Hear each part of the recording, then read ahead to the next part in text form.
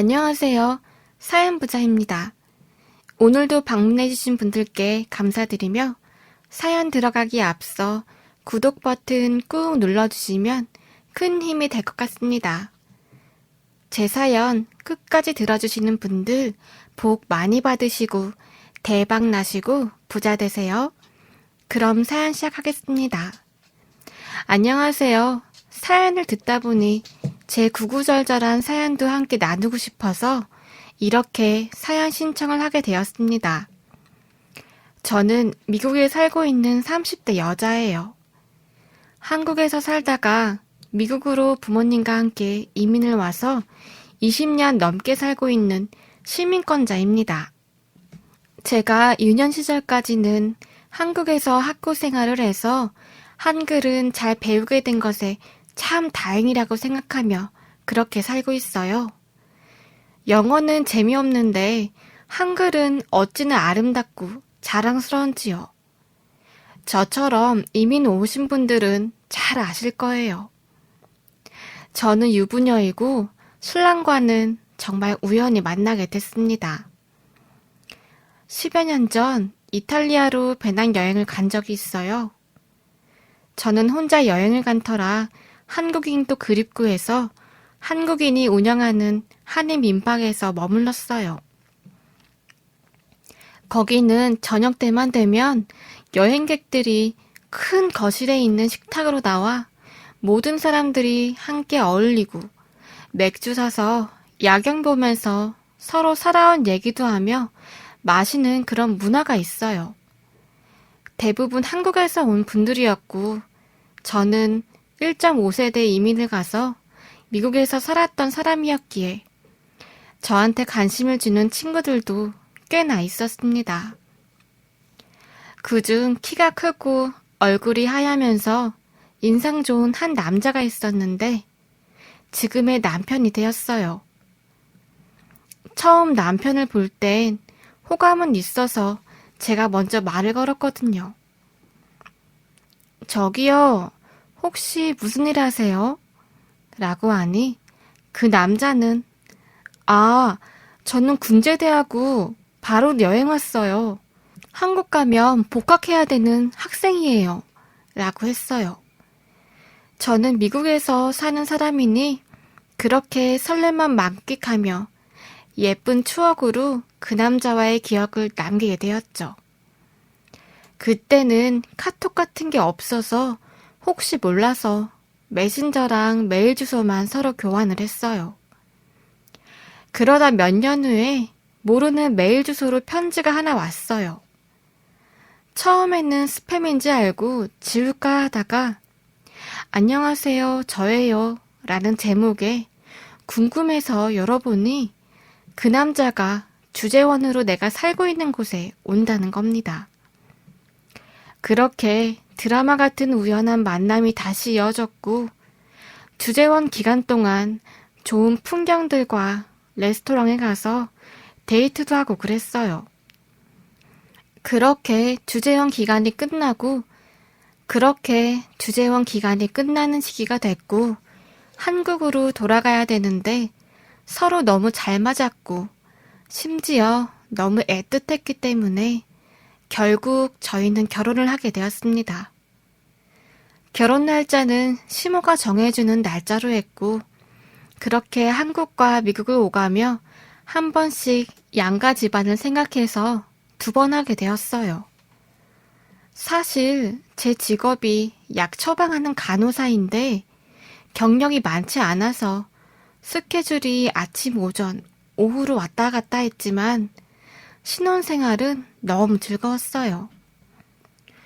그러다 법이 바뀌어서 박사학위를 받아서 DNP 학위를 받아야 되는 상황이라 환자를 직접 봐야 됐고 임상 실습까지 있어서 진짜 집에 오면 항상 녹초가 될 정도로 너무 바빠지게 되었어요. 그런 저를 신랑은 많이 배려해주고 이해해줬고 시간이 지날수록 정말 이 남자와 결혼을 잘했다라는 생각이 들었어요. 사실 신랑이 처음 취업하고 부모님이 3억을 주셔서 신랑이 대출 껴서 아파트를 샀어요. 그 3억도 얼마나 힘들게 받았는지. 시부모님이 좀 사시는 분들이었는데 첫째 아들을 제일 좋아하는 분들이어서 형님네 두 아들 유학비 10억씩 대준다면서 시모의 건물을 팔게 되었고, 제 남편은 남은 돈에서 그래도 둘째 아들이라 3억을 받을 수 있었어요. 시부모님은 너무 옛날 사고방식을 갖고 있는 분들이라 아들이 최고라고 생각하시는 그런 분들이었고, 특히 장남을 아주 아끼는 분들이었어요. 딸들에게는 출가 외인이라며 10원도 안 대주셨거든요. 그렇게 장남과 장손에 대한 사랑이 어마어마한 분들이셨어요. 같은 혈육인데 그렇게까지 할 수 있나 싶을 정도로 한편으론 속상하기도 하고 이해가 좀 안 갔죠. 무튼 그렇게 부모님이 준 3억과 신랑이 대출을 껴서 아파트를 샀습니다. 그 이후 그 아파트를 전세를 주고 남은 대출 갚고 미국에 들어와서 집을 다시 샀어요. 대출만 7억인 10억짜리 아파트였지만 지은 지 20년이나 넘은 집이었죠.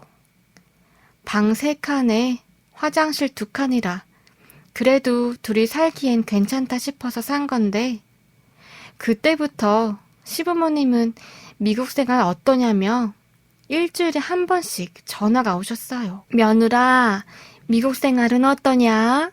한국보다 좋다는데, 진짜 그러냐? 라며 그러시는데, 결국 1년에 한 번씩 오셨고, 오실 때마다 한 달 이상씩 머물러 가셨습니다. 시모는 역시 미국이 좋긴 좋구나. 아유, 나야 뭐 아들 보고 싶어서 온 거지만, 아이고, 나중에 여기서 같이 살면 얼마나 좋으냐? 나는 좀 더 한국서 살다가 아들 따라 미국 와서 살다 죽으면 소원이 없겠다. 라며 살살 제 눈치를 보기도 하셨어요. 저는 오실 때마다 학위 따느라 너무 바빴지만 시부모님을 위해서 현지 관광도 가장 좋은 데로 보내드리고 크루즈 여행도 보내드리면서 최선을 다해서 쉬다 가시라고 거의 날마다 관광 일정을 짜서 보내드렸어요. 그렇게 쉬고 가면 시모는 아들 미국집 너무 좋다며 조기 유학을 꼭 보내야 한다며 한국 가서 신우랑 형님한테 말했나 봐요. 형님에는 10살이랑 12살 두 아들이 있는 집이었는데 어느 날 전화가 왔어요. 동서, 어머니 얘기 들어보니까 집이 그렇게 크다면서 영어 캠프 많이 간다던데 좀 알아봐 줄 수 있어? 자기네 집 방 3개랬지? 네, 형님. 제가 요즘 공부하느라 너무 바쁘긴 한데 한번 알아볼게요. 라고 했어요. 형님은 사립학교 단기 장기 과정도 좀 알아봐 달라고 해서 제 나름 시간을 쪼개서 괜찮은 곳들을 선정해서 쭉 나열해서 보내줬죠. 안 그래도 시어머니가 형님네 아들한테 아낌없는 지원을 한다고는 알고 있었거든요. 그런데 이번에는 시누이가 전화와서 새언니, 저도 들었는데 우리 애도 첫째가 7살인데 영어 공부 좀 시킬까 봐요.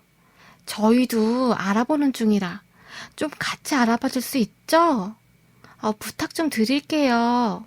라길래 알았다고 끊으려고 하니, 그런데 우리가 한국에서 생각해보니까 아무래도 어차피 같이 애들 유학 보낼 거 같이 가면 좋을 것 같은데 올케 언니네 방이 많다던데 혹시 좀 내주면 안 될까요?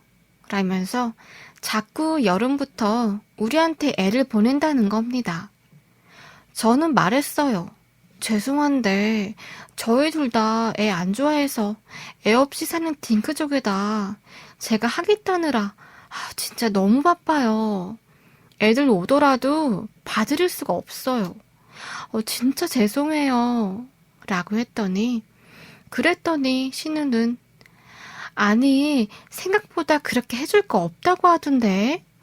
저도 알아봤는데 어차피 애들끼리 가는 거고 혼자서도 잘하고 하니까 등하교만 시켜주고 밥이야 뭐 언니네 먹을 때 같이 주면 될 거고 괜찮지 않을까요?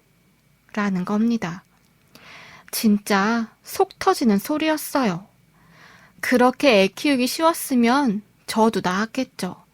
저는 열받아서 제 사정이 이러하니 안 되겠다고 정중하게 말씀드렸어요. 그 후 일주일 뒤에 형님이 전화가 왔어요. 동서, 잘 지냈지? 아니, 우리가 생각해봤는데 이왕 보내는 거 4명 보내면 애들 서로 적용하기도 좋고 의지할 삼촌도 있고 얼마나 좋겠어. 라길래 형님, 이렇게 보내시면 제가 봤을 땐 이도저도 안 되실 거예요. 애들 케어해줄 사람도 없고 현실적으로 가능한 건 해드리지 않겠어요? 정말 애를 미국에 보내길 원하시면 전문 홈스테이 같은 거에 맡기시는 게 맞을 것 같아요. 그리고 어머니가 애들 유학비도 대주시지 않았어요? 그걸로 좀 편하게, 남부럽지 않게 사립학교도 보내셔도 되고요. 라고 말했죠. 그런데 대뜸 형님이 충격 선언을 하는 겁니다. 동서, 그 돈 사실 애 아빠가 불린다고 상가 투자했다가 말아먹었어. 안 그래도 어머니한테 얘기도 못하고 속 타 죽겠는데 뭣도 모르시고 조기 유학 왜 안 보내냐고 난리치셔서 어떻게든 보내려고 그러지 라는 겁니다. 정말 기가 찼어요. 한두 푼도 아니고 몇십억을 날리고 손주를 왜 유학 못 보내냐고 시모가 난리치니 그걸 다 저한테 떠넘기려고 한 거라고 느껴졌습니다. 저는 안 되겠다 싶어 남편한테 말했고 그날 밤 안방에서 신우랑 큰 아버님이랑 언성이 높아지는 소리가 들렸습니다. 그러고 나서 저한테 문자가 오더라고요. 제가 한국을 너무 모르고 외동에 미국 사람이라 가족 간의 정을 모른다며 저 때문에 형제 자매 간의 사이만 안 좋아졌다며 아쉽다는 문자 한 통이었어요. 아니, 제가 뭘 그렇게 잘못했나요? 제가 속상해하고 있으니까 신랑은 너무 미안하다며 어쩔 줄 몰라 하는데 안 그래도 저도 신랑한테 미안한 부분도 있었거든요. 살던 곳을 떠나서 타지에서의 새로 시작된 삶이 힘들 법도 한데 내색 한번 안 하고 저한테 맞춰주고 신경 써준 것도 고맙고 미안한데 그래서 지금까지 시댁일은 웬만하면 다 맞춰드렸고 찍소리 한번 안 내고 있었거든요. 혹시라도 신랑이 더 의식할까 봐요. 그런데 이번 상황은 좀 달랐습니다. 며칠 뒤 시어머니에게 전화 한 통이 왔어요. 내 딸한테 들었다. 네가 힘들고 바쁜 건 익히 들었는데 방 한 칸 내주는 게 그리 어렵냐? 뭐 정 힘들면 내가 직접 애를 데리고 가도 되고 말이다. 라며 으름장을 놓으시는 겁니다. 어머니, 제가 제일 걱정되고 싫은 건 금쪽 같은 손주를 데리고 오시는데 책임지고 맞는 게 좀 부담스럽고 어머니 운전도 못하셔서 애들 등하교도 힘드시잖아요. 말했더니 그럼 아들이 있지 않냐며 본인이 진작 놀러 오고 싶으셔서 그런 건지 계속 애들 챙겨줄 사람이 없어서 그런 거라며 본인이 오시겠다고 그럼 다 해결된 거 아니냐며 고집을 피우시는데 진짜 수만 가지 생각에 머리가 핑핑 돌았어요. 저는 진심으로 어머니를 좋아했어요.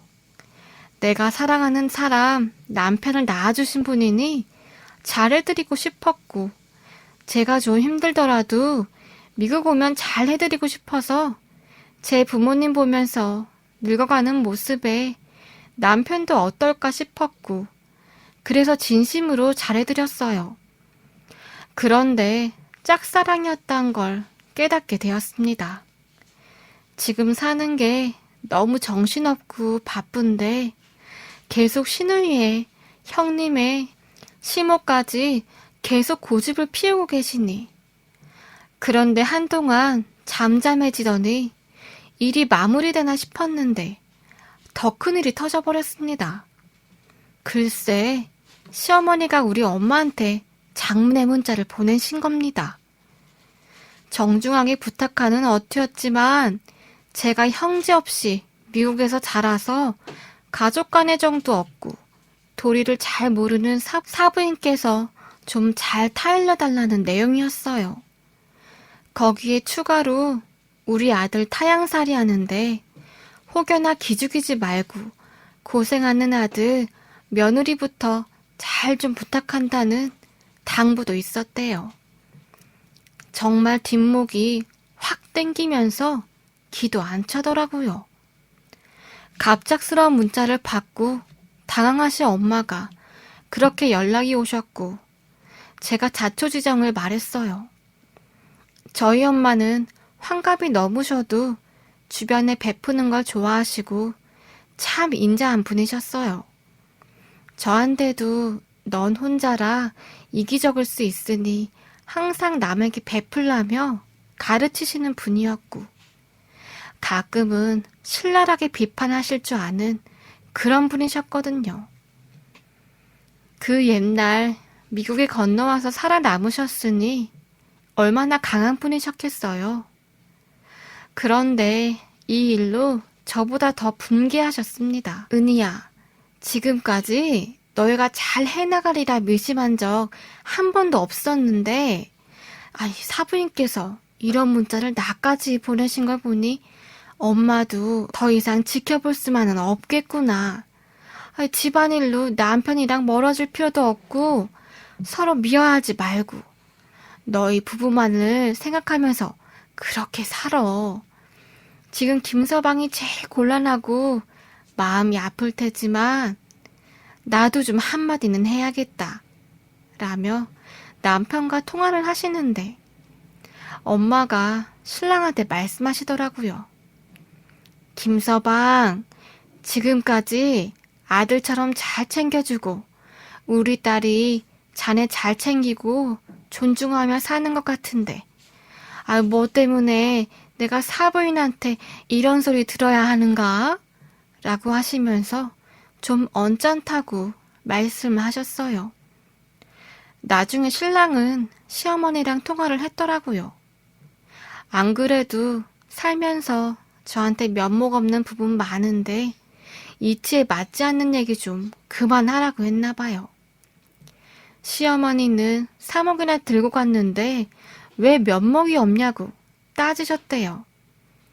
신랑은 3억은 건물 팔아서 형제들 다 나눠준 돈이었고 아파트도 다 대출해서 산 거고, 제가 들고 있는 예금 액수에 신랑이 미국 와서 2년 동안 영어 스쿨 하면서 좀 쉬라고 했었는데 그때 제가 스쿨 비용 2만 불에 생활비며 집 이자까지 거기에 지출도 다 제가 되고, 저희 아빠가 김서방 기 살려줘야 된다고 해서 6만 불짜리 차 사주시고 현재는 제가 수입이 훨씬 더 많다고 말을 했나 봐요.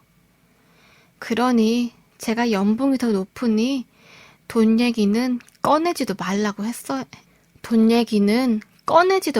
했나 봐요.